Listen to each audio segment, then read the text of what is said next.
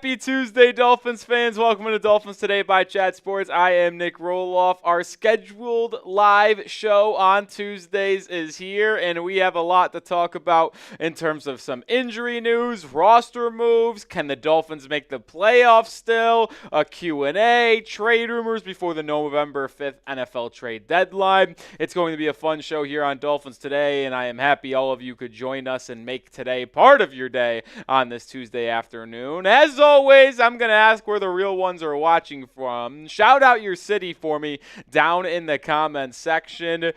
I see Dakota. I see the Cat Slayer hanging out with us. I saw Jody Miller, Dorian Judge. What's up, everyone? Let me know where y'all are watching from. Danny's in Arizona. Tim's in Orlando. Kristen's in the Bay Area. Terrence is in Miami, Florida. Boca Raton for the Cat Slayer. What was the question? What up, Dolphins fans? Colin's here. It's fine. Let me answer you. Here's the thing. I'm going to give shout-outs. The question is for a specific sponsor. I have the video, if that's what you're asking. Yeah, that's all you need. Okay. Yeah, the code's the same. Well, the code's different.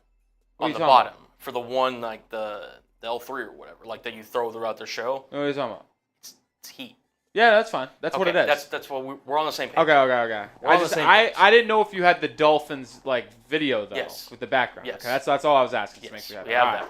All right, we had to figure something out behind the scenes, and we're good now. What's up, Nina in Virginia, Lamar? What up? And that's not a real place. Now, I'm not a smart person whatsoever. I don't claim to try to be a smart person when it comes to anything outside of sports. But Kalamazoo, Milwaukee, that's not a real place. I need you to fact check that. I need you to fact check. That's not a real place. Premium, what's up? Kalamazoo. I don't believe that's a real place. Eric is in Yonkers, New York. I have a friend that lives in Yonkers. Shout out Ryan McSpedden. Evander Cook in Jacksonville. Ohio, Wheelsburg. We got Mount Dora, Florida. Washington, D.C. So hold on. Michigan. It's in Michigan, not Milwaukee. It is a Factor City. No. City in Michigan. I don't believe that. According to the 2020 census, it had a population of 73,598. Oh, that's actually some numbers. That's what I'm saying. So it's not a small city. I am very much someone who, if I just hear something or see something and it just looks fake, I'm going to believe it's fake. Example, Colin. I have a cousin that attends the university. It's called Tufts. Okay. It's in Boston, Massachusetts. Never heard of it before. Exactly. So I was talking to my parents, and they said, oh, your cousin, blah, blah, blah, is going to Tufts. And I'm like, what? It was Tufts. And I was like, that's not a real college. Like, what is he doing with his life? But evidently it's a real place in Boston, Massachusetts. Maybe Ellery knows since they are from Pepperell, Massachusetts, but Tough is not a real thing. That Tough, I still don't think it's a real thing.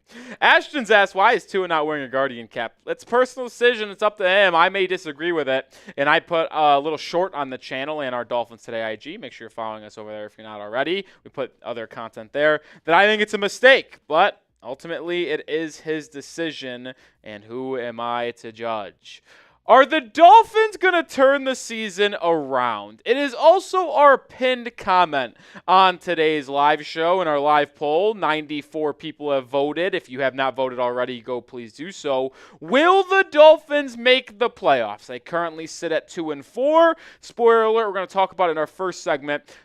Pro Football Network has given them a 23% chance to make the postseason. Tua Tagovailoa is returning this week against the Arizona Cardinals at home. Will the Dolphins go on a run with Tua returning and make the playoffs? Type make for M for make, type W for won't. Let me know your thoughts down in the comment section. Kim saying yeah, it might make. Football saying yes.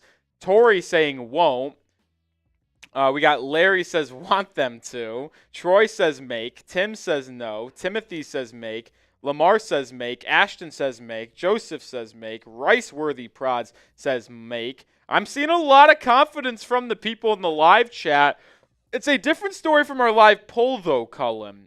55% of the people who have voted in our poll say no, opposed to the 45% saying yes. But in the live chat, I would say it's about 85% make and 15% no. So do you think the people who don't believe they're going to make it are cowards, or what do you think, and scared to voice their opinion with their name attached? Like, what do you think the situation is there? Why is there a difference in the live chat and the live poll, Colin?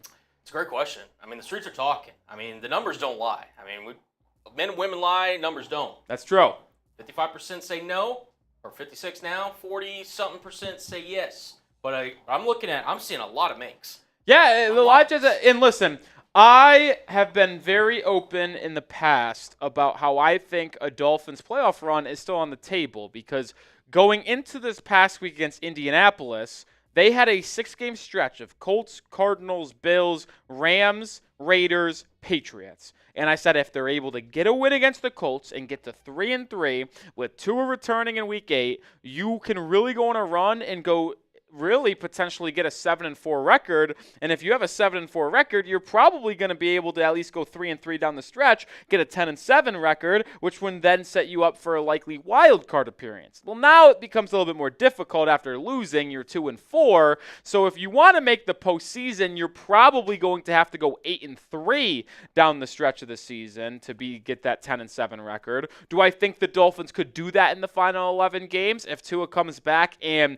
the offense starts to get itself looking like at least 65-70% of what it did last year? I think it's doable, but it is going to be a lot more difficult after losing to the Colts this past weekend, a game that, in my opinion, they should have won. And if you were with us for our watch party on Sunday, you would know how agitated I was. And if you watched our videos earlier on in the week, you would understand how angry I have been and am at Mike McDaniel for not having this team well prepared, ready to go, in the decisions that he has made in-game in terms of play calling, kicking a field goal before instead of going for it. Mike McDaniel has made me very, very frustrated, but if they're able to turn it around with Tua returning this week, then maybe all will be forgiven. Colin, I saw you raise your hand. Yeah, I just wanted to point out, so we were not next to each other per se on Sunday, but your voice whenever you were ranting about Mike McDaniel carried throughout the hallways.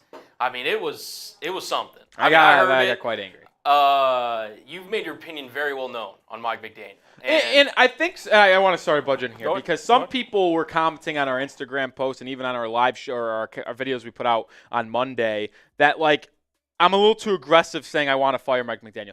And I want this abundantly clear on the record. I never has said that I would fire Mike McDaniel right now. I just might have said he's a bad coach and he's a moron, but I have not said to fire him now because the facts are this. This is his 3rd season as Miami Dolphins head coach. You know what he did in his first 2 seasons? He led you to back-to-back playoff appearances. And we'll have to see how this season unfolds and how the rest of the year goes, but you're not going to fire a coach that made the postseason in his first 2 seasons as your head coach. That's not happening, especially when Tua was hurt. I think I could come on and we can have an honest conversation that Mike McDaniel has done a very poor job in this season, and some of his decisions have been very questionable. And I should be able to call him out for that as someone who covers this team and is live for every game, watching every snap. But I do not think he should be fired as of now. Now, say Tua comes back, they go 2-9 down the stretch, and they finish the year at 4-13, well, then maybe we have to have a conversation about that in the offseason. But there is no way right now that I am firing Mike McDaniel. I am just questioning his ability to lead this team,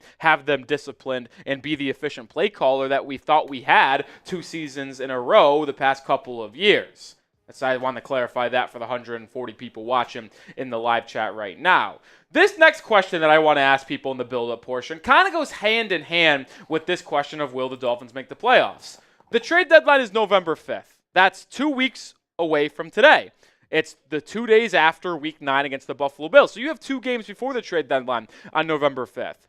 Should the Dolphins buy or sell at the deadline? Should they try to add to this roster and make a playoff push, or should they sell some of their veteran assets that might be on a 1-year deal or 2-year deal and people who they don't think is in the long-term picture? I guess it's very dependent on what happens this week, right? If you beat the Cardinals, you'll then be 3-4, and then you'll be like, all right, even if we lose to Buffalo and go to 3-5, we have 3 games against Los Angeles, Las Vegas, and the Patriots where we could rattle off 3 in a row, get to 6-5, and maybe it makes sense to buy. But if you lose this week to Arizona at home with Tua at quarterback, then you're 2-5, well, then it's very likely that you're going to have to probably think about selling, because then it's going to be extremely difficult to go on a run to make the playoffs. Let me know what you think the Dolphins should do down in the live chat right now. I see Decor444 saying buy, Tim saying sell, Kim saying buy big. That's interesting. Joseph says buy a dang quarterback. I don't think there's a quarterback out there that you can buy. Maybe Matthew Stafford, but Dolphins couldn't do that financially unless they included Tua in that deal, and I don't know if the Rams would want to do that. Steve says sell. Carlos says sell. The Cat Slayer says sell. Tim says lose every game. Brian's says please fire Chris Greer. I do think Chris Greer gets canned after this year if they don't make the playoffs. I actually do think that. Maybe that's me saying that's what I would do, but I think he should be absolutely fired if they miss the playoffs this year. I believe so. It's a question mark, that's for sure. Lamar says sell, couple buys. I'll say this too. Coming up on your schedule, like you mentioned, you do have the Cardinals and then you have the Bills following that. 2 games after that in the following 3 with the Rams and the Raiders. Max Crosby's been mentioned in trade rumors again. Maybe not to Miami, but could be on the move somewhere. And then Cooper Kupp just got mentioned today that the Rams could be interested in moving on from the former Super Bowl MVP. So again, even though the Rams are potentially getting healthier, if they don't have that, I mean, that's 3 winnable games on that kind of. And that's kind of my point, and that's why this loss against Indianapolis this past week is so disheartening, because it was in their hands. Yep. And the Alec Ingold fumbled ruined you. The Raheem Mostert fumbled ruined you. Like it's easy to say that if you don't fumble twice in that game, you're gonna win. And I truly do believe that. Like, if Raheem Mostert doesn't fumble and Alec Ingold doesn't fumble at the 15-yard line, but I don't even think Alec Ingold should have the ball. I don't want to rehash that. But it's like, you should be 3-3 at worst right now. And if you are 3-3, it should be an easy buy, and I think you should be easily making the playoffs. And to be honest, if you won this past week, you would actually be in the postseason. We are going to show the AFC standings in our first segment, but the Dolphins are currently the 10th seed. Remember, folks, the top 7 make it. And if the Dolphins were 3-3, they would be the 7th seed today. The Colts at 4-3 are the 7th seed. That's why this last week was so damn frustrating to me, and it kind of just made me rage out, call out McDaniel, and be frustrated, because if they just were able to win against a team that could not throw the football, 10 of 24 from Anthony Richardson, your defense played outstanding, and your offense made stupid mistakes. Stupid mistakes. If you just limit those mistakes, and McDaniel had a well-coached game plan, and his players didn't freaking fumble in the most inopportune times, you would be in the playoffs right now after 6 games with Tua coming back. And that is why it's so frustrating to me, and you guys should be frustrated as well. But the sad part is, there's still a lot of games left on the schedule. And with Tua being back this week, there's still an opportunity at hand to rattle off 4 wins in the next 5 games and have a winning record after 11 games with 6 more to go to where you can still make the playoffs. All right. I don't want to just hash out all my thoughts in the pre-show process. We do have a fun show planned, and we're going to talk about some of the things we've already talked about in this build-up here. But we do have to hit the like button. We got 155 people watching, only 26 likes. If we want to start today's show, we got to get to at least 65 likes. Do me a favor, folks. We do free content here at Dolphins Today, whether it's live shows, videos every day, watch parties for every game. Help me out. Help me show my bosses that y'all really like the content we come out and do here on a weekly and daily basis. So hit that thumbs up icon. When we get to 65 likes, we're going to start today's show, and we'll just preview what we have coming up on today's show. The first segment, Dolphins news. Player placed on IR, season-ending injury, player activated off IR. Plus, playoff chances based off their schedule, based off a percentage given to them by Pro Football Network. We're going to answer some questions from all of you down in the live chat, Dolphins Q&A, and then we'll round out today's show with some trade rumors. We're not going to talk about buying today. We're actually going to be talking about selling, if the Dolphins could potentially trade Tyreek Hill or some other players on this Dolphins roster that could be shipped away if the Dolphins don't start to stack some wins before that November 5th trade deadline. Like I said, from today's date, October 22nd, it is exactly 2 weeks away. Kind of crazy. Also crazy is that I'm not a political person whatsoever, but that is the day of the election as well. And it kind of feels crazy that that's 2 weeks away. I feel like this has been dragging on forever, but Yep. Well, that's a different story for a different day. I am not a political person. I don't want to talk politics whatsoever. I never even want to mention politics. As long as you don't take away sports, I'm going to be fine. Hit that like button, folks. Come on. We got 42 likes. We need 23. We need 23, baby. You are all over the place today. Am I? A little bit.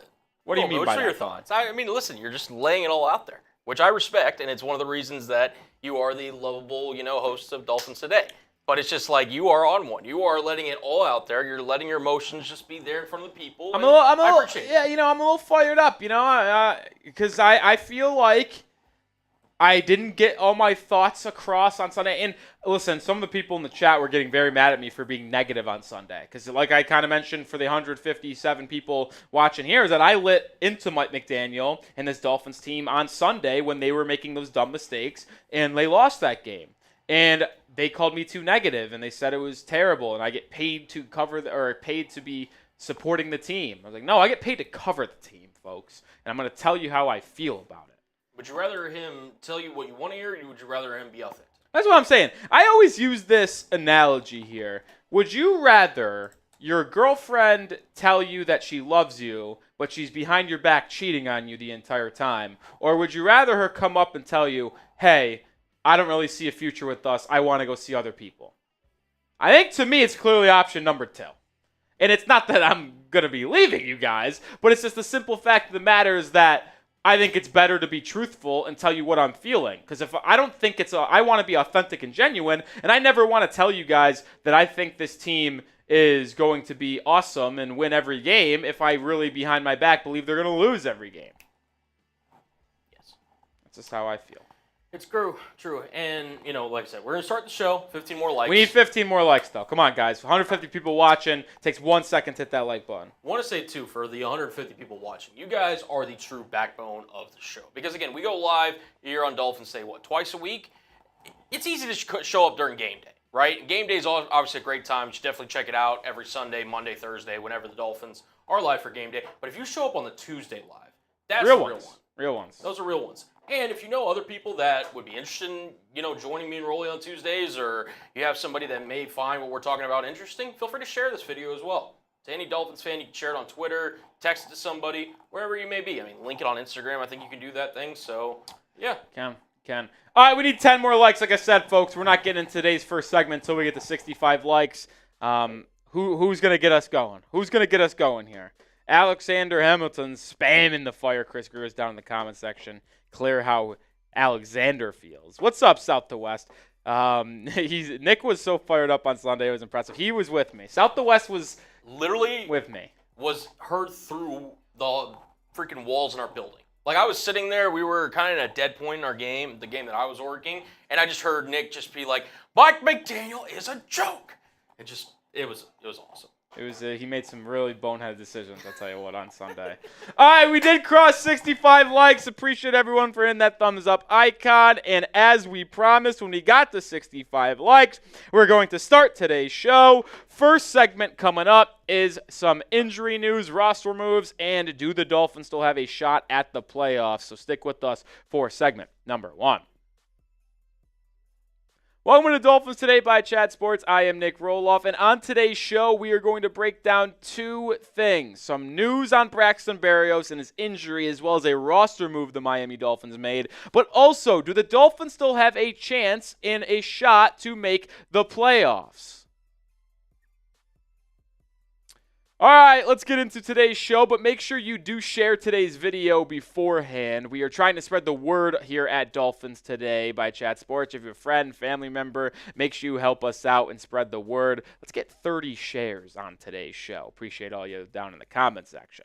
All right, we're going to talk about this, and this came out yesterday afternoon, that an MRI today revealed that Dolphins wide receiver Braxton Berrios tore his ACL, which means he is out for the year, and the team will be placing him on IR. Now, we did get this news yesterday, and I want to talk about Tua and only him on yesterday's video, so I thought it could wait till today. And this is an interesting loss. I don't know if it's a big loss, though, because Braxton Berrios has only one role on this football team, team, and it's to be the punt returner and the lead kick returner for the Miami Dolphins. But if we're going to be honest, he hasn't even been that effective this season, and it's been a little bit of a disappointing year from Braxton, and he hasn't done anything in the passing game either. So let's look at the Braxton Berrios return stats according to Pro Football Focus. He's had 10 total returns this year, 3 in the kick return game, which is how he actually suffered his torn ACL on Sunday, then 7 punt returns. He's been much better as a punt returner. He got graded out way better by Pro Football Focus, and he's had more opportunities. Now, it's obviously easier to rack up yards on kick returns, so I don't want the yardage to be fooling you here. He has been more effective in the punt return game, and I think 14.7 yards per return for Braxton Berrios, when he actually does bring it back, is a pretty solid number, and it's certainly more of a loss on the punt return game than it is in the kick return game. And the question remains is, since he's going on IR, who now fills that vacancy? Who is that guy who's going to take over the main returner role? Well, the Dolphins do have someone who has done it in the past on their practice squad in Dwayne D. Eskridge, the person who they signed after roster cutdown day because he got released by the Seattle Seahawks, got added to the Dolphins practice squad. He's been elevated for a couple of games earlier on in the season, and I think he can continue to get elevated for this team because he does have 18 career kick returns. He doesn't have any experience returning punts, but in kick return, he averages 25.3 yards per attempt. This is all prior to the new kickoff change rules that they had this year. So he's been effective. So he's one option that the Dolphins could have if they just want to elevate someone off the practice squad to have that role every single week. But there is another player that I have my eye on, and that's Malik Washington, the 6th-round rookie from Virginia, who I have been very high on coming into this year, but has not seen the role that I thought he might have had this season. Now, he did miss the first 3 games with an injury, and that played a factor into it, but he just simply hasn't been on the football field as much as I thought. He did have 2 catches this past week against the Colts, 2 catches for 11 yards, I believe. But I think he is one of the most dynamic players the Dolphins have with the ball in his hands. He has punt return and kick return experience when he was playing in college for Virginia and was one of the most dynamic returners in all of college football and the ACC. And I think my number one choice to fill the void of Braxton Berrios for the kick return game as well as the punt return game is Malik Washington. I think Tyreek Hill and Devon Achane could be in line for a little bit of a role in that game as well, but I think the main guy should be Malik Washington since he isn't getting a lot of snaps on the offensive side as a pass catcher. But pick a returner for me. Which one would you rather see be the main kick returner and punt returner for the Miami Dolphins moving forward? Type DE for Dwayne Eskridge, type MW for Malik Washington.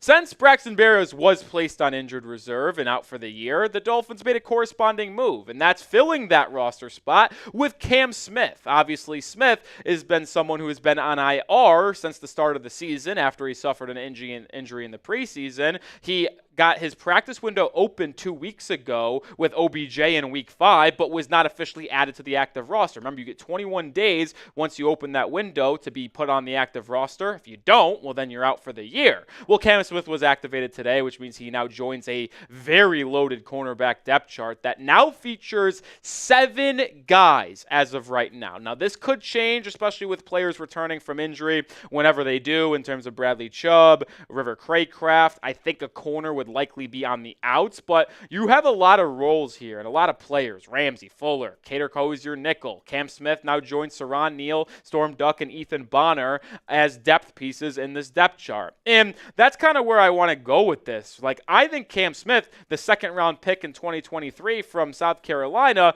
someone that we've all hoped that can finally get on track here for the Miami Dolphins. I don't know what his role is going to be, though, because he's mostly a boundary guy. Like, I don't think he's going to take over Cater Coe's role in the nickel. And with Kendall Fuller and Jalen Ramsey being as effective as they have been this season, then I don't know where he's going to play unless an injury occurs to one of these 2 guys. Like, they have been so good, graded out well in the coverage game, only allowing a combined 194 yards and not allowing a touchdown as a duo. No interceptions, no takeaways, but I will take no takeaways if they're allowing no touchdowns. Like, these two has been elite. The Dolphins secondary has been elite in the passing game. They've been the best part about this defense, other than the third down rate of getting opponents off the football field in a really effective rate, number one in the National Football League. This secondary and the limited pass yardage that they have allowed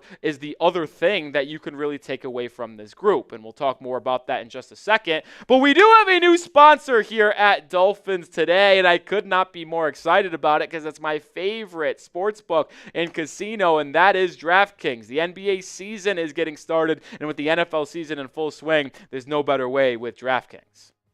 The NBA is finally back. A new season means new ways to get into the action at DraftKings Sportsbook, an official sports betting partner of the NBA. Who's draining threes from beyond the arc? Who's crashing the boards and grabbing rebounds? Get behind your favorite players and the prop bets you can make on DraftKings, the home of NBA player props. First time, new DraftKings customers bet $5, get $200 in bonus bets instantly. Every point counts with DraftKings Sportsbook. Download the DraftKings Sportsbook app and use code HEATCHAT. That's code HEATCHAT for new customers. Get $200 in bonus bets when you bet just $5. Only on DraftKings. The crown is yours. Gambling problem? Call 1-800-GAMBLER. In New York, call 8778-HOPE-NY or text HOPE-NY 467-369. In Connecticut, help is available for problem gambling. Call 888-789-7777 or visit ccpg.org. Please play responsibly. On behalf of Boot Hill Casino and Resort in Kansas, 21 plus age and eligibility varies by jurisdiction. Void in New Hampshire, Oregon, and Ontario. Bonus bets expire 168 hours after issuance. For additional terms and responsible gambling resources, see dkng.co/bball. And with DraftKings, you can already make some plays for this weekend. They're the king of player props in both the NBA and the NFL, but they don't have any player props right now, at least at the time of filming this, for the Dolphins game. They do have the spread, which I do like with 2 returning. I'll take the Dolphins -3. And on Thursday Night Football, Vikings, Rams, I'll take Justin Jefferson over 100-plus receiving yards, and I'll also take Aaron Jones under 15.5 rushing attempts. The code is HEATCHAT. They do sponsor us over there at the Heat Report too, but make sure you do download the app, create an account, and use code HEATCHAT to get that special offer from DraftKings, my favorite sportsbook and casino. I implore you guys to join them over there. Let's get back to the Dolphins secondary now, because it just simply has been elite. They allow 154.5 yards per game in the passing game. That's first in the National Football League by about 10.2 yards per game. Now, that might be an indictment, if you will, of the Dolphins' rush defense, which is about middle average in the NFL. It's in between 15 and 20 in terms of rushing yards allowed per game. They've actually been in a really efficient defense this year, which is why it's so frustrating, because if this offense was even just average, the Dolphins would be a team that's above 500 and in the postseason and really threatening. That's how good the defense has been, but you cannot complain about the Dolphins secondary, who has not allowed 1,000 passing yards through the first 6 games. They're the only team that hasn't allowed 1,000 yards through the air this year. And I mean, we talked about it a little bit earlier before we talked about the special here at DraftKings, but I don't know if we're going to see Cam Smith find a role without an injury. Now, we'll see if he gets mixed in there, but man, Kendall Fuller and Jalen Ramsey have been so good that when they're fully healthy, it's hard for me to imagine them coming off the football field. And I don't think Cam Smith is going to play nickel instead of Kader Kohou. That's the one corner that you could argue to take off the football field for Miami. But I don't know if Smith is going to be able to just go and translate in the nickel. We'll have to see if they ultimately do that or in what they decide to do with Cam Smith, because they used the top 55 pick on him just 2 drafts ago. Obviously see him as a player that can fit long-term on this roster, and we got to see some sort of excitement around him if we want to trust him going forward with this organization. All right, let's wrap up that conversation and move over to playoff chances for the Miami Dolphins, because Pro Football Network did give the Dolphins a 23% chance to make the 2025 NFL playoffs. It was originally 8%, but then they adjusted it based off Tua Tagovailoa returning to the team and their projected impact and productivity that he will bring to the table. It's going to be very fascinating to see if they can make a run. We're going to talk about the standings and the schedule coming up for Miami in just a second, but make sure you are subscribed to the channel, because we're not going anywhere. We're trying to get to 63,000 subscribers. We're about 719 away. Hit that sub button if you haven't already. I'm Nic Rohloff. We post daily content, go live on Tuesdays and live on game days as well. And if the Dolphins do make a postseason run, which we're going to talk about here, we're going to be with you every step of the way. 23% is not a lot, but you are telling me there's a chance. With the 2-4 record Miami currently holds, they're going to have to go on a run. And if you want me to give you any type of positivity right now, just go back 1 year. The Green Bay Packers, they made the playoffs, right?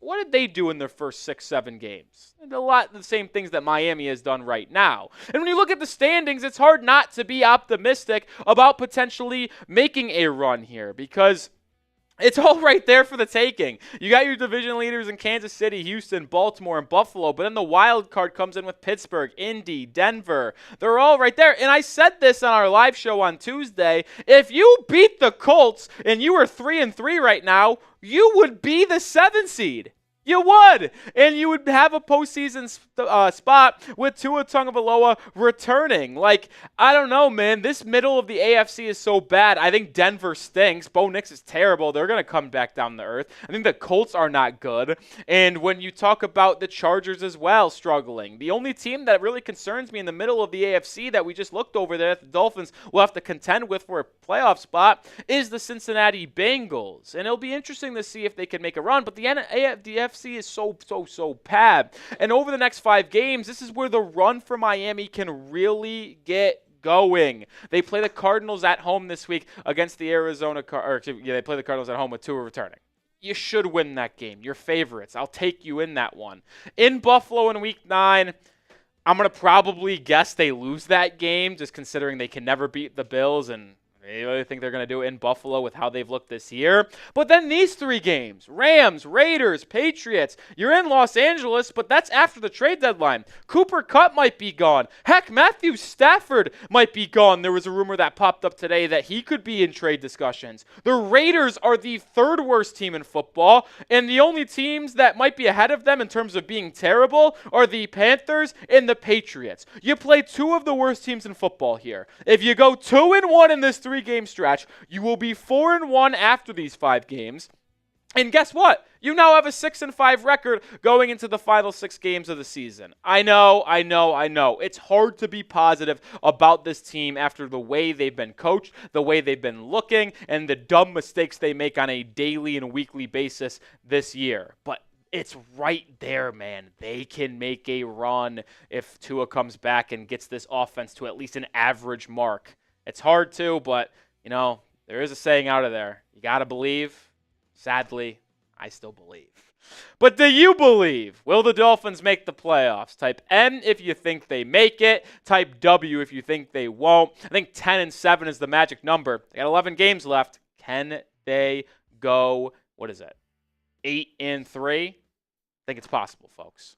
I do think this upcoming week will tell me a lot, though. Tua's return against Arizona. If they lose against the Cardinals, I'm going to be done. I'm going to be checking out of this team. They'll be 2-5. I don't think there's a chance they make the playoffs. But if they come back, win, look good, say they win this game against Arizona 28-17. And that's not my score prediction. Just say they win at 28-17. Offense scores 4 touchdowns. Defense holds Kyler Murray and Marvin Harrison Jr. to under 20 points.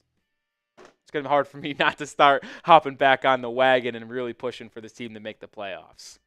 And if you want more updates, news, rumors, memes, highlights on the Miami Dolphins, make sure you're following me over on Twitter at Nic_Rohloff. I'm talking Fins every single day over there. So go give me a follow, and hopefully I see you over there. All right, that will do it for the first segment here. Still rocking.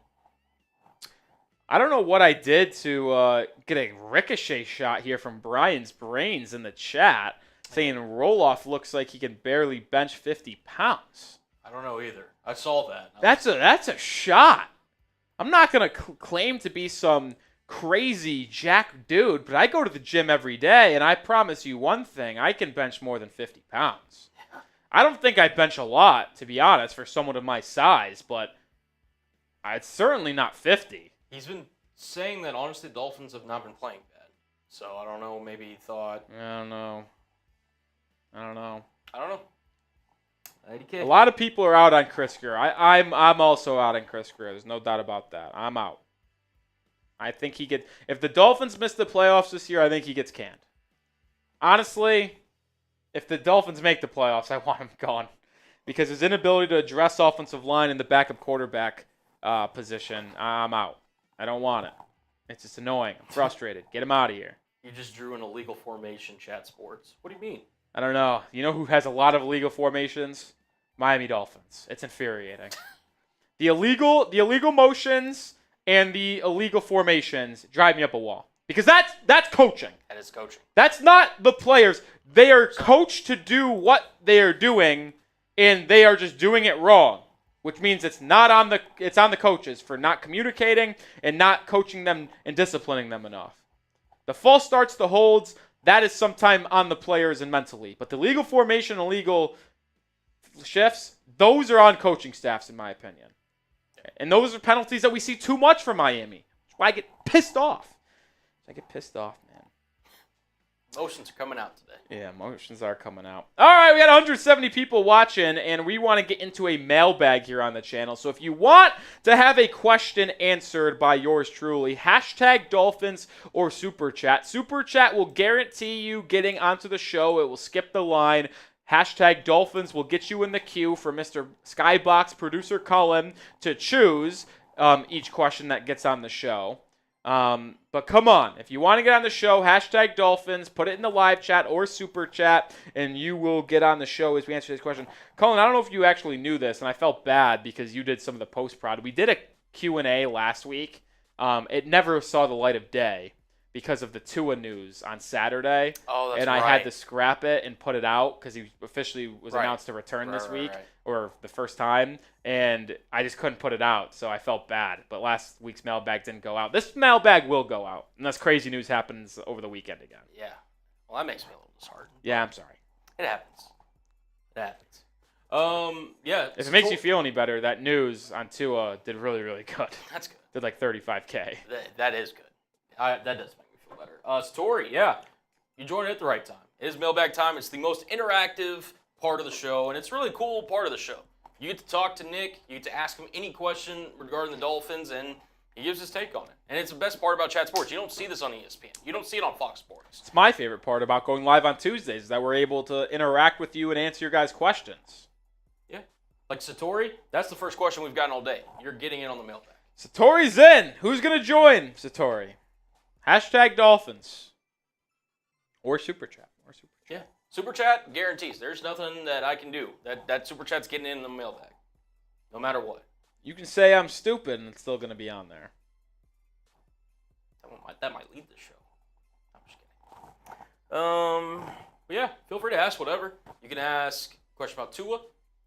You can ask a question about, who should be the or the kick return, I should say. D. Eskridge or Malik Washington. Trade rumors. If you got anybody that you think the Dolphins should trade for, ask Nick what he thinks the trade package would be. Be any sort of question. I think we only have one question still. How disheartening is that? Very disheartening.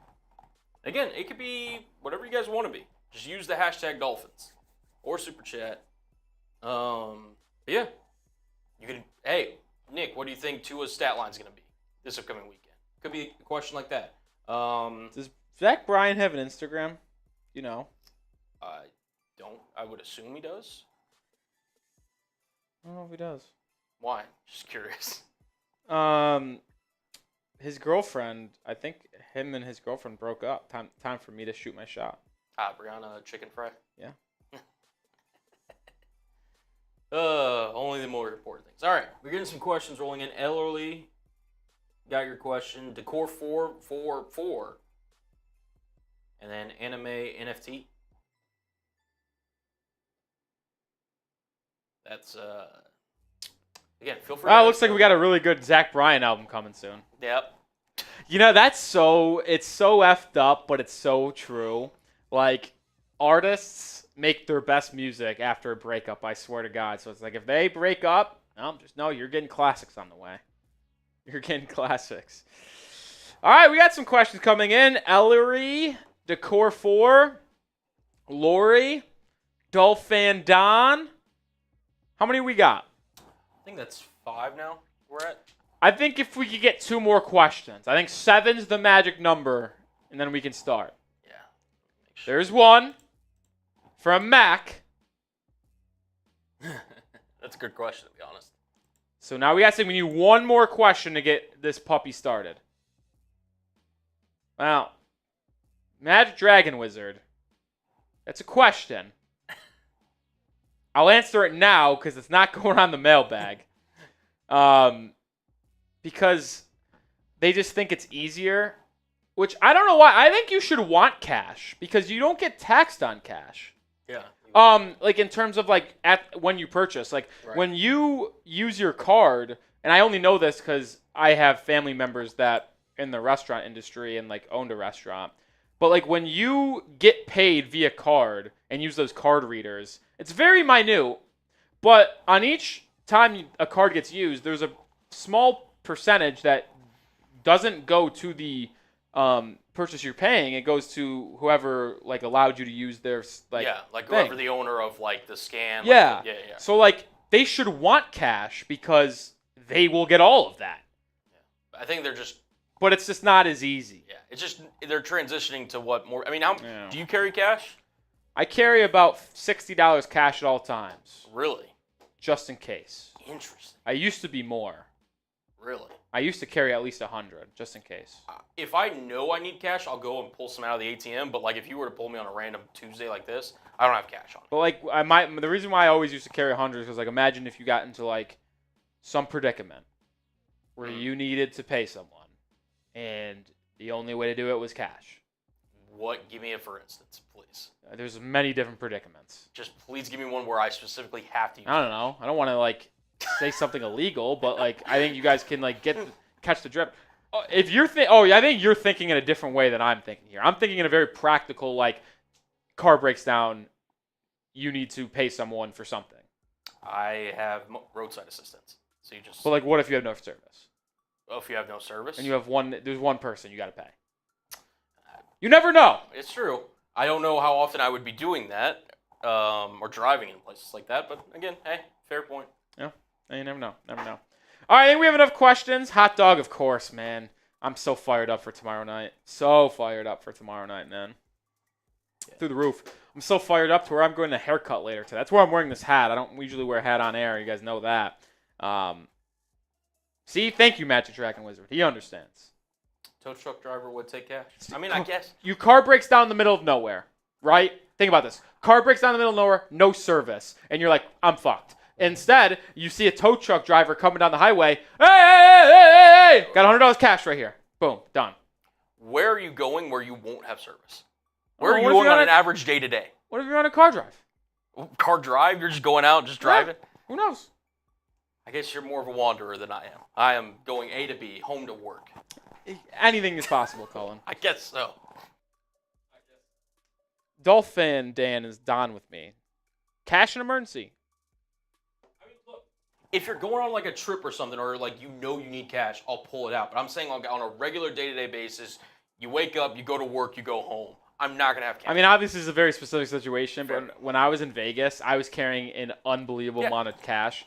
Well, that's Vegas. Yeah, but like there was also one point to where it was actually too much in my wallet. Now it was because I got hot at one casino and I already had a lot of cash going into the casino and I got super hot and like doubled my money. I felt actually like scared that I had so much money in my cash because it's like if I like got like robbed right now, like if you just the wallet fell out of your pocket. Well, I actually was like walking with my hand in my pocket, like hand on wallet, making sure like no one's gonna pickpocket me, like nothing. I was so stressed out. I had too much cash in my wallet. Too much cash. All right. I wish the Dolphins had more cash because they'd be able to do more things and maybe make a better team. And they could have re-signed Robert Hunt, which would have been very nice. But either way, it's time to answer some questions on today's show. Not give back, but answer some questions here for the Dolphins fans. Let's do it.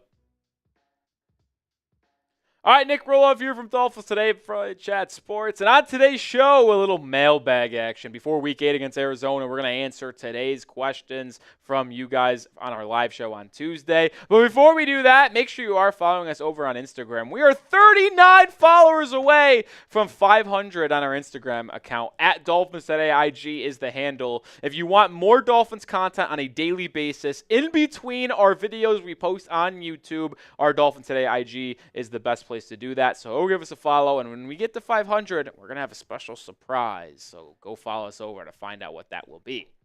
All right, first question we're going to get into is Ellery Woods Parker III. Outside of the quarterback position, what are the top things the Dolphins need to fix, get right to make the playoffs? Okay, number one, they have to get better at minimizing mistakes. And it's easy to just say less penalties, but the Dolphins are top 5 in the National Football League in penalties and top 5 in the National Football League in penalty yards. So, one, you have to make sure you aren't hurting yourselves with dumb face masks, holds on offense, as well as personal foul calls on defense and the whole 9 yards there. So you have to be more disciplined in that area. Number two, you have to be better in your run defense. It's not the worst. You're still around that middle point, but they are in the bottom half of the NFL in terms of rushing yards allowed per game. They allow nearly 5 yards per attempt as well. You have to be better stopping the run. Now, you are really good against the pass, so that will help you. But then overall, number three, the QB position, you're going to talk about it. But your offense just has to be better. You've been the worst offense in football this year. You averaged the least amount of points per game with I think it's 11.7 after 7 weeks in 6 games. Like, you just simply have to be able to convert. They're also 32nd in the National Football League in red zone scoring, 35% when getting to the red zone and not being able to capitalize and scoring a touchdown. 35% touchdown rate. That can't happen. Finish in the red zone, help stop the run, and minimize penalties and mistakes. Those are the 3 things that we need to talk about the most outside of who's playing quarterback. So Tori GL, with Tua being back practicing Wednesday, how do you feel about the Dolphins offense? Better, that's for sure. I'm not going to come out and claim that they're going to be some top 10, top 5 offense. I'm just asking for average at this point. It's been so bad for Miami that I think I would just galvanize over an average offense. That's really where we're at, unfortunately. And I kind of said this too on our live show on Tuesday in between segments, but the Dolphins' defense has been so good. There's been a top 5, top 10 defense this year. They've been the number 1 team in getting teams off the field in third down, number 1 team against the pass. If they were just able to have an offense that is average, I tell you, the Dolphins would be above 500 at this point. So just give me 20, 24 points a game, anywhere between those 2 rates. Not that much to ask for from the Miami Dolphins and offensive guru Mike McDaniel. So with 2 coming back, just give me 20, 24 points a game, and this team will win the majority of their ball games. That's how good their defense has been. All right, this is a tough question. Is the Dolphin season over? Hopefully you guys don't think so. Type O for over, type N if you think it's not. This is the rare time where typing N is a positive thing. You still believe. Let me know down below. Decor444. What do you think about trading Raheem Mostert? Hilarious you asked this because we're doing this on our live show before our segment that ultimately went out yesterday, Matrix, trade rumors. And on yesterday's show, we talked about trading Raheem Mostert. So we're really going back here, really tough timeline here. But I think trading Raheem Mostert is absolutely on the table. With how good Jalen Wright has been this season, you have Devon Achane. You seem to only want to use 2 running backs religiously when you have all 3 healthy. Now, Jalen Wright crept his way in this past week and had 5 carries. Very effective, by the way. 33 yards, 6.6 yards per carry. He's been arguably your best pure running back this season in terms of straight-off hands-offs. So I would play Jalen Wright more. And then with Devon Achane being the weapon he is, I think that makes Raheem Mostert expendable. I would trade Raheem Mostert if a team needing a running back called you and said, hey, we'll give you a 5th, we'll give you a 6th. I would really think about it because if you were concerned about not having a veteran running back that is more of a physical in-between-the-tackles runner, well, you still have Jeff Wilson Jr. on this roster that's been a healthy and active. You just make him your 3rd running back and trade Raheem Mostert. Jim, what coaching prospects would be the best fit if our Finns get Mike out of here? Okay, so I don't think that Mike McDaniel will get fired. I've been very open about my disliking of how he's handled the season and how disciplined and how much of a leader he has been. But I don't think he'll be fired. But I'll entertain the question. I think one of the top guys that I'd like to bring in is Mike Vrabel. He is a current assistant coach in the Cleveland Browns, I believe. He was the head coach in Tennessee, and I don't blame him for the Titans' downfall. I don't. I blame the GM in the front office because this team just went really downhill after they traded away A.J. Brown. And I think if they kept A.J. Brown, they would have continued to win football games because when they had Tannehill at quarterback, Brown at wide receiver, Derrick Henry, and that strong offensive line, they were consistently winning the AFC South and winning playoff games. I think Mike Vrabel's a really good football coach. I don't think he got the right – I think he got a raw deal, let's just say this, in Tennessee. I would bring in Mike Vrabel. Obviously, if you get rid of Mike McDaniel, you'd have to give a look at Ben Johnson, the play caller in Detroit. But my top two would probably be Mike Vrabel and Ben Johnson just right off the dome. All right, make sure you do subscribe to the channel because we do so many fun things here. Daily videos and content, live on Tuesdays, live for every Miami Dolphins game as well. Subscribe and join the channel because even if the Dolphins continue to stack losses, we'll still be here to cover the team and get you ready for the offseason. But hopefully we don't have to talk about that for quite a while. British Finn, who's most at risk of being traded before the deadline? I think, honestly, it's one of the players we just mentioned in Raheem Mostert just because of how good Jalen Wright has been, and you obviously spent capital on him. We didn't mention this a little bit earlier, but you traded a 2025 third-round pick to get him in 2024 in the 4th round. So you clearly have a vision for Jalen Wright long-term past Raheem Mostert. So I think Mostert's very likely to be dealt. And I also think Emmanuel Ogbah could be someone to be traded. Now, I don't advise the Dolphins to trade Emmanuel Ogbah because he's been your most consistent edge rusher, and he missed this past week against Indianapolis, and you saw his presence get felt with Chop Robinson struggling to generate pressure as well as not playing well in the run game. I think Ogbah could be dealt if the Dolphins continue to lose games. I would not trade him if you are 500 at the deadline or just one game under 500. But say the Dolphins lost this week against the Cardinals and against Buffalo and you're 2-6, well then I would trade Emmanuel Ogbah because Bradley Chubb's going to return soon. So I would probably trade Ogbah. He's on a 1-year deal, cash in on the veteran playing well this season. And you should use some of your cash to grab this Dolphins quarter zip, baby. Chatsports.com/DolphinsQZip is the link. It's in the description and comments of today's video. They have all different sizes. They are fully stocked, different colors. This is the charcoal version, but they have orange, white, aqua, navy. Really sweet. I love quarter zips. I'm wearing a quarter zip right now from St. Bonaventure, my alma mater. But they're so versatile. Wear them to work. Wear them to dinner. Wear them on the golf course. Wear them to the grocery store. I love quarter zips. Represent the Dolphins 365, baby. All right, Mac Hudson with a question. How many years does it take to repair an offensive line? Obviously too much because the Dolphins' offensive line has not been good this year, and it's been quite a disaster over the past couple of years as well. And obviously losing Liam Eichenberg. Wish we lost Liam Eichenberg. Losing Robert Hunt at right guard and Connor Williams at center really hurt because that was a reason why the Dolphins were so effective in the run game last year is because how good they were on the interior. Listen, there's still a long way to go. Austin Jackson is your long-term right tackle, at least a little bit. You signed him to a 3-year extension, so he's going to be there at right tackle, and he's actually been pretty solid.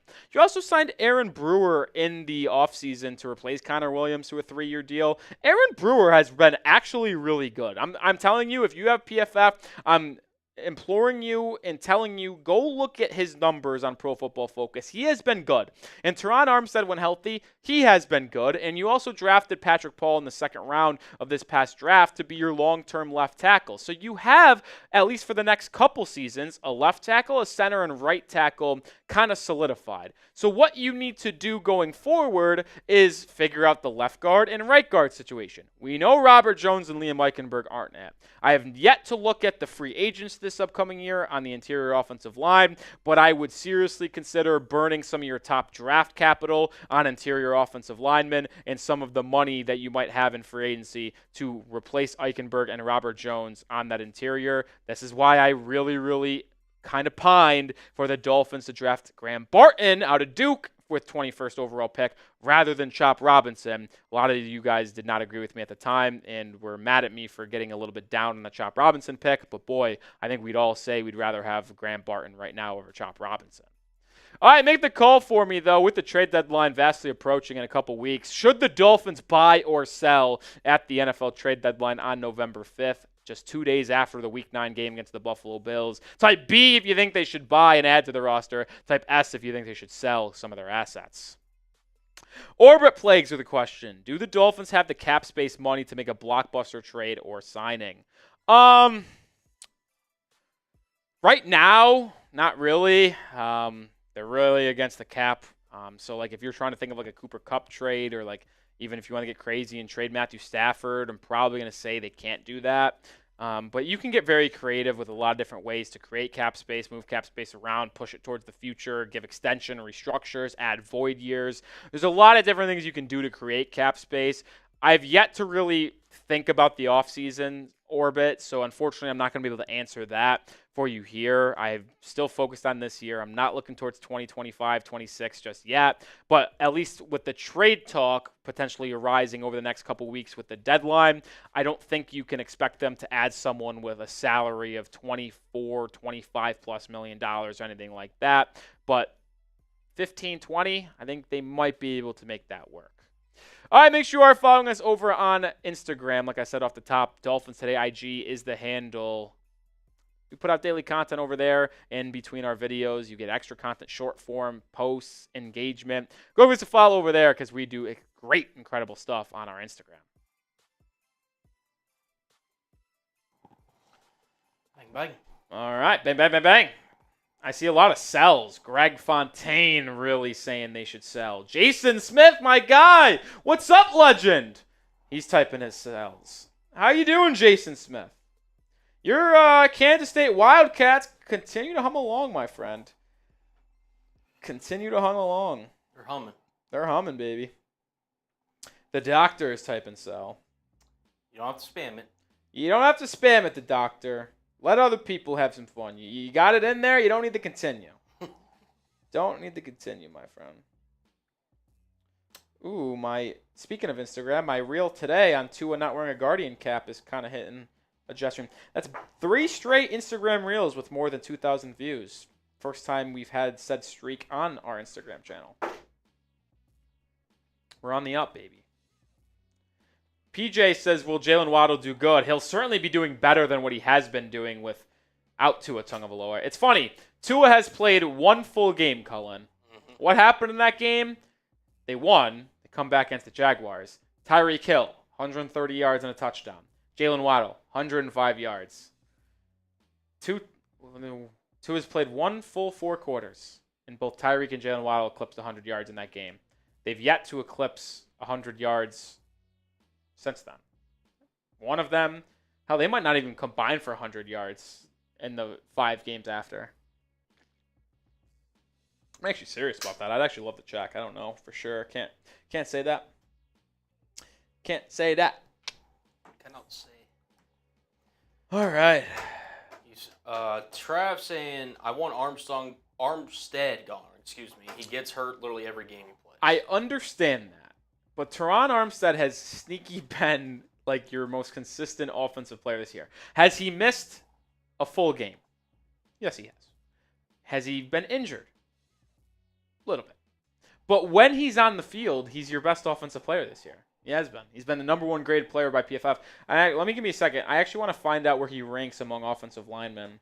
And while I'm looking this up, I'd actually like to give a challenge here. We don't really do super chat specials on Tuesdays. We keep it low key. We save them for Sunday. But if someone's sending a $20 super chat right now, I'd do a beer bong. Do a beer bong? I'd do a beer bong for $20. If we get to... I'm feeling a little thirsty on Tuesday. I'm also feeling a little thirsty. If we get to 50 total, it doesn't even have to be a $20. I'll join him. We'll race. This is what I mean, folks. In Teron Armstead, and I knew this coming in, but I wanted to just officially say it. Mm-hmm. Teron Armstead is the number 1 graded offensive tackle in the entire National Football League from Pro Football Focus. He's played in 282 snaps, which isn't great. 285, which isn't great because there's he should probably be around 400 if he played every snap. But He is graded out this season at 91.2. The next offensive tackle is Jordan Mailata from Philly at 88.4. Teron Armstead has a 91.2 run blocking grade this year and a 80.1 pass blocking grade. He's been really good, man. Yeah, a bunch of people are saying they don't care. He can't stay healthy. I understand. He I can't stay understand. But he's been when he's on the field, he's been your best player. I also think too, like you talked about the woes of the offensive line. You take him away from that offensive line. Oh, it's a disaster. It's not doing the best by Tua and the rest of this offense. Disaster. Someone said, "How about a gin bong?" We don't have gin here. We don't have gin. I would take a shot of tequila if you guys want. If you wanted to do that, if you send in the 20, send in the 20, I would do that. I can get in on that. Me and Roller down to clown. Yeah, he's 55th in snaps played, but he's not allowed a single sack. He's not allowed a single QB hit, and he only has one penalty on the year. He's been good, man. He's been really good. He just needs to be on the field. 100%. But I will say this in terms of you wanting Armstead gone. I do think he retires after this year.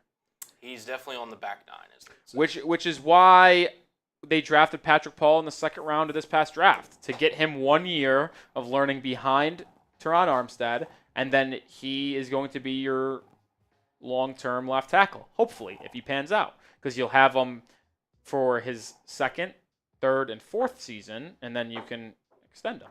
So you'll have, because rookie contracts, second rounders, 4 years, which is why Javon Holland's a free agent coming up this year, because this is his fourth season.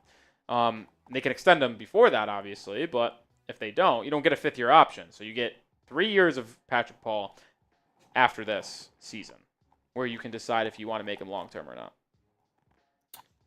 Yeah. I think it's... Oh, Christ. Something happened? No. Okay. Other than my mom just sending me a picture of a raspberry cannoli. Are you a cannoli guy? I remember I had my first cannoli not too long ago. That's right. I'm Italian, so cannolis make me very happy, and raspberry is my favorite flavor of anything. Well, I wouldn't say of anything. Like chocolate, peanut butter, like higher, but like if you're talking about like a fruit flavor, raspberry is my favorite. So a raspberry like filled cannoli just sounds utterly terrific. And now I am so mad that I'm not going to be able to have one. But when I go visit Florida in a month, I'm going to make sure to get one then. Oh, that's awesome. Yeah, I'm going to Florida the 2 days before Thanksgiving to visit family, because the Dolphins play on Thanksgiving this year, which we'll be live for, because we're live for every game. Maybe some Dolphins fans you might meet up with, /Heat fans. And Fort Myers, probably not. Could put it out. I just also don't have the time to do that. I'm going to be there for 48 hours, and I'm going to spend all 48 hours with my family. So, sorry guys. But I don't think anybody would want to pull up anyway. People. How far is Fort Myers from Miami? 3 hours. That's fair. You can make it in 2.5. You can make it 2.5. It's like a decent drive. Yeah. That's like from here to what? Oklahoma? I can't remember. No. It'd be farther than that. All right. Holland's hurt. Someone's saying trade Ramsey. Not going to happen. You just gave him extension. Trade OBJ to, I don't even know what that says. Bieber? To Belieber? I don't know. To Bieber? I don't know. All right, we got one more segment on today's show. Let's get into it. Trade rumors. Now, this one actually is a cold open, Colin. So I won't make that same mistake. Is the pause that bad? Well, I guess we're just going to make that a cold open, too, then. We could. I mean, might as well. I mean, yeah. I acted like it was. Yeah. So. All right. Audible. I'll put that in the script. Well, just so you know when you make it, that's cold open. You know, this is what we do around here. Shift things on the fly. No, I know what happened. I was also very confused on what was going on as well. Because, like, you did, like, it was a hard pause, but, like, I also feel like Sneaky There's a long time until you push the graphic across, so that's why I was a little confused as well. Yeah, you would think I'd have it loaded open if we were doing a cold open. Like, this is my first time doing it. I don't know. I followed your script exactly. What do you mean? Okay. I don't know what's going on with Cullen today. Cullen's not locked in. He's been. No, I'm just kidding. I'm just kidding. All right, let's do it. Final segment here at Dolphins Today.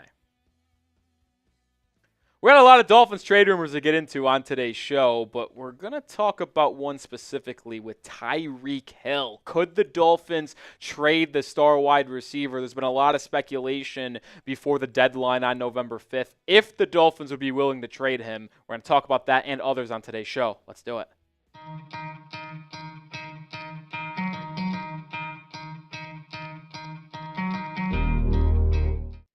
Could the Dolphins trade Tyreek Hill? This is Dolphins Today by Chat Sports. I am Nic Rohloff. The Dolphins are 2-4. It's been a disappointing season for the Fins. Tua is returning this upcoming week, but if Miami continues to stack losses before the deadline in a couple weeks, could they think about trading the star wide receiver? It has not been a good season for Tyreek Hill whatsoever. He's only had 24 catches, 294 yards, and 1 touchdown. Most of those all coming, by the way, in week 1, where he had 8 catches for 130 yards and a touchdown against Jacksonville. So in the 5 games coming after that, let's do the quick math. 16 catches for 164 yards and no touchdowns. That's not Tyreek Hill normal football, folks. Now, this is likely to potentially change statistically, at least for Tyreek, with Tua returning, as those two have a great rapport and chemistry. And the Dolphins' passing attack was just absolutely abysmal with Tim Boyle, Skylar Thompson, and Tyler Huntley over the past. Situation is the one we probably have to note the most on if a Tyreek Hill trade could actually go down. Next season, he's getting paid $31 million. This is his cap hit. We're only talking cap hit right here.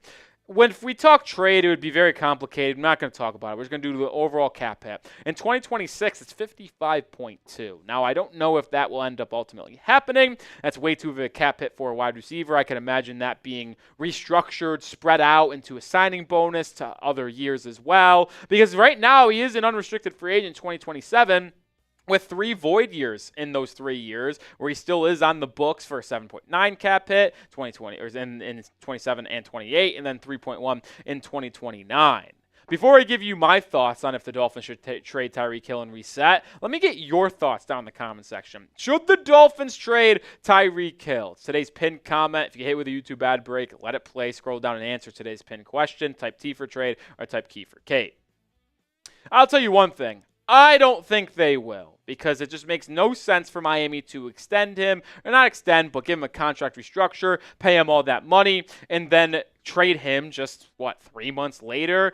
And it seems like the Dolphins also agree with me. Dianna Russin, who is an NFL Insider for The Athletic, said they're not going to trade Tyreek. And it makes a lot of sense. Why would they want to do that?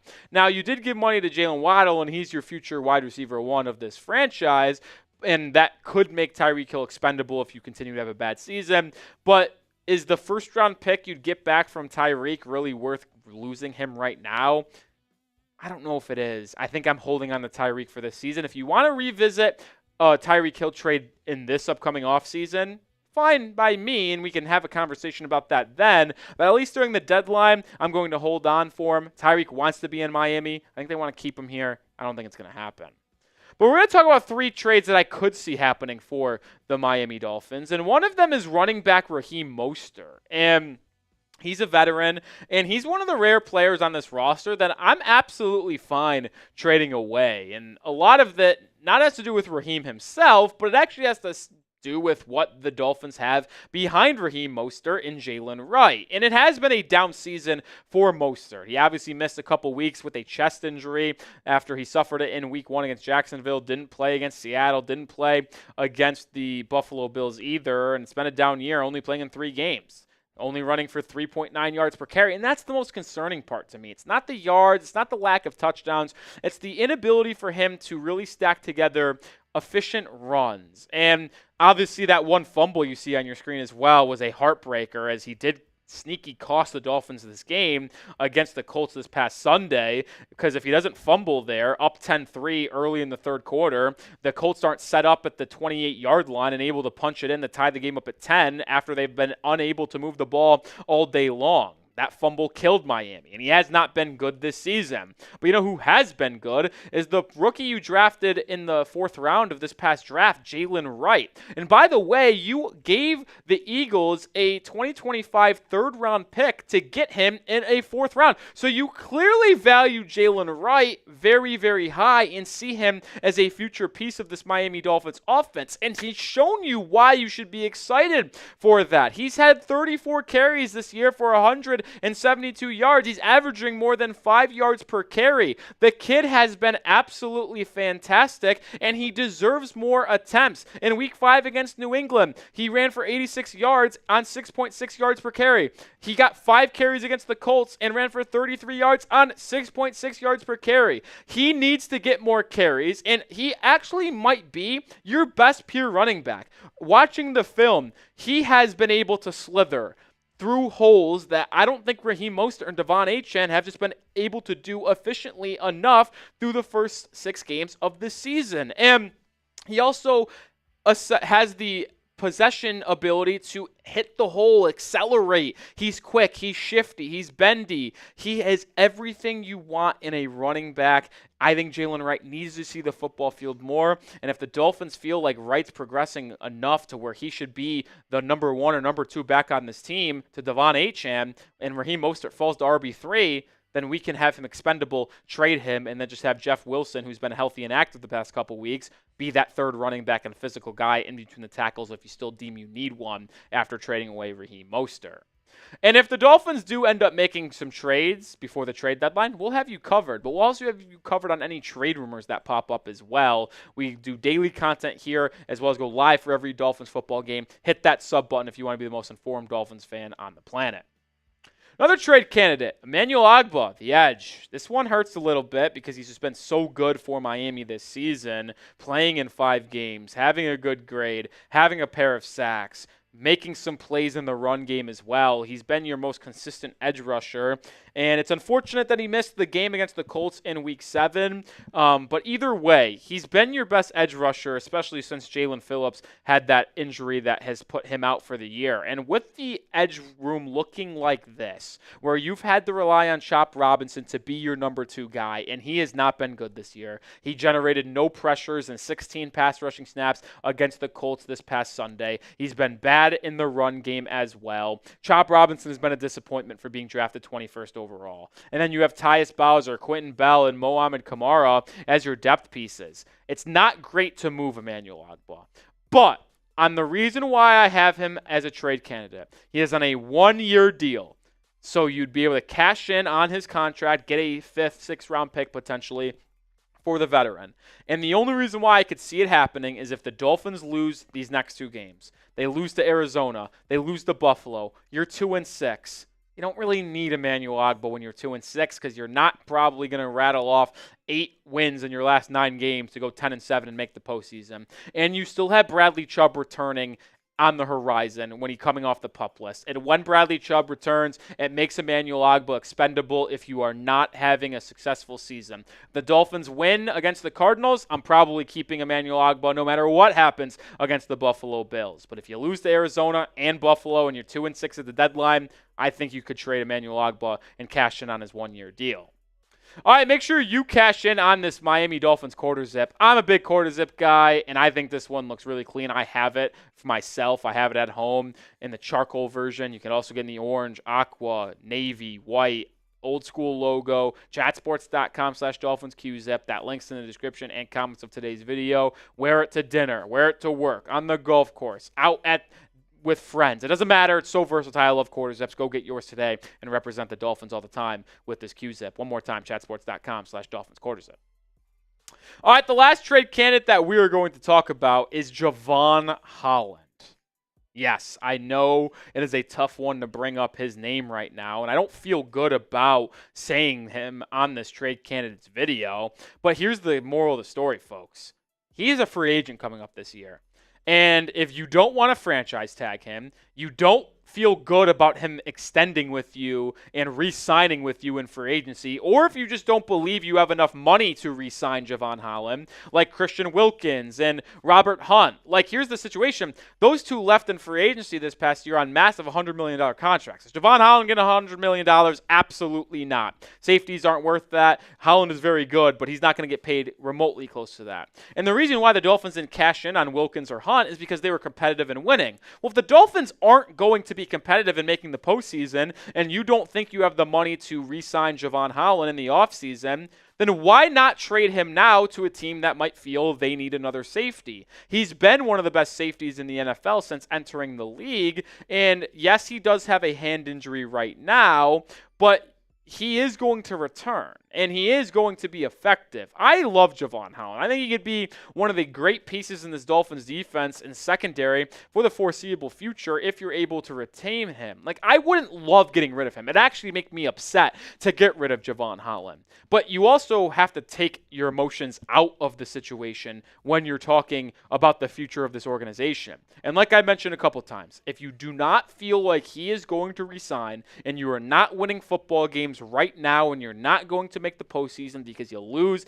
the next two games against Arizona and Buffalo and you're 2-6 at the deadline, and a team comes calling and says, we're going to give you a fourth round pick for Javon Holland, well, then it might be enticing enough for Chris Grier to move on, get some draft capital that you can then use in the draft to get some more young talent on the offensive line or the defensive line or replace them in the secondary. But the reason why I'd want to keep Javon Holland and go against that is because he's young. He's been a piece of this defense for 4 years now. And with veterans like Kendall Fuller, Jordan Poyer, and Jalen Ramsey, mostly in the secondary, it's good to have a young piece that you can build around, at least on one position in that safety room.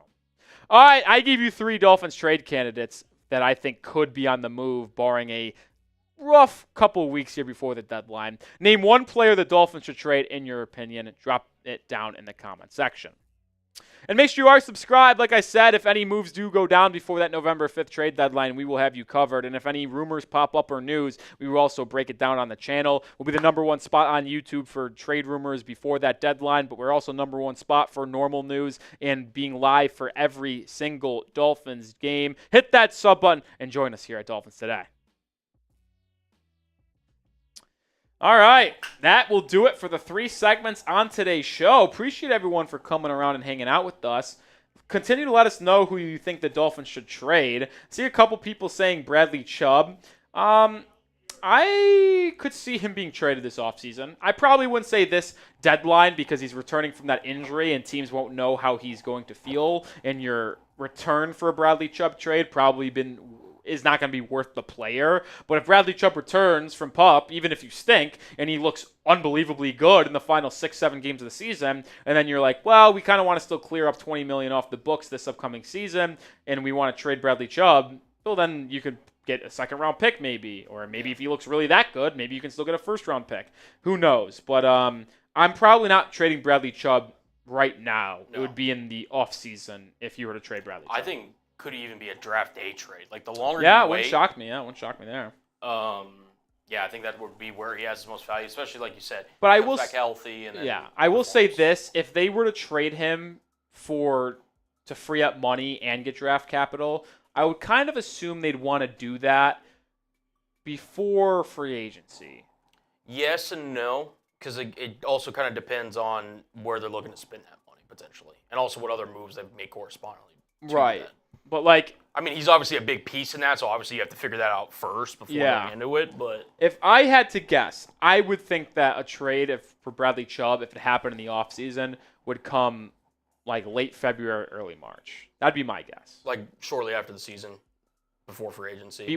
Before the league before the trade or before free agency, because they'd like to know if they're trading it to a team that needs an edge rusher, and like the Giants. Panthers, Brian Burns trade. Yep. I mean, that happened during free agency, yeah. That happened during free agency. The Panthers cleared up money, which allowed them, they had a lot of cap space, but that Brian Burns contract off the books, right? And then they're able to spend it on Robert Hunt. How old is Bradley Chubb? I think he's 28, 29. I'm going to double check on that. That's also great, question everything because I still think 28. I was right, 28. So he's got a few more years. Turns 29 in June. So he's 28 this year. He'll be 29 next year. But like I said, if he comes back and in the final 6-7 games of the season, assuming he comes back like week 10 or something, and he like looks good and he has no sign of being old and washed from that ACL injury, well then, and he has like 6 sacks in 7 games, well, people are gonna be like, oh, well, he clearly still has it, and he's still worth the $20 million he's getting paid. And if the Dolphins want to clear up that money, well then they can trade him for a second or first round pick potentially. First round pick might be aggressive for a 29-year-old pass rusher, but that's a lot. I mean, if he comes back and balls out, the Dolphins trade for him. What would his stat line have to look like for him to get a first round pick? Say he plays 6 games. Yep. If you want a first round pick, I think he'd have 6 sacks. Yeah. He gets 6 sacks in 6 games. I think he's like, because he's still like 29 isn't crazy old. Like, how much did Von Miller? How old is Von Miller? Von Miller's 30. He's like mid-30s. Von Miller's 35. 2 years ago, he got a massive contract from Buffalo. Granted, it was a lot of void years, but yeah. But like still. Yeah. No, true. Which means Bradley Chubb getting paid $20 million, like when that contract runs out, he's still going to be the same age or younger than when Von Miller got a big contract from Buffalo. True. So to me, as long as he comes back, still looks explosive in those 6-7 games and looks good, I think there's a chance you can still get a 1, maybe a 2. I think it's more likely a 2, but yeah, I mean, I could see it. Depending on if a team gets desperate or something, like say a team really needs a pass rusher, Crosby, Myles Garrett, like none of the big name pass rushers either get traded or they already get claimed, then maybe you could get in a bidding war for Bradley Chubb. I could see that in the offseason. But yeah, I'm based on his current value right now, just coming off the injury, I need to see what he looks like before I'm saying yes, he gets it first. A lot of chat in the chat about quarterbacks, college quarterbacks to be specific, actually. So what did you say?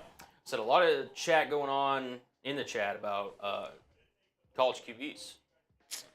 We're not drafting a quarterback in the first round, guys. Like, I don't want to be the guy that just tells you that it's not happened, but it's not going to happen. Because if you draft a quarterback in the first round, that tells me that you're giving Tua 1 year, and then you're going to trade him. Yep. And with that contract you gave him, it's not going to be easy to trade Tua. And I also think that the issue with this team, and you could say quarterback availability, sure, but I think there's just much more holes. Offensive line, defensive line.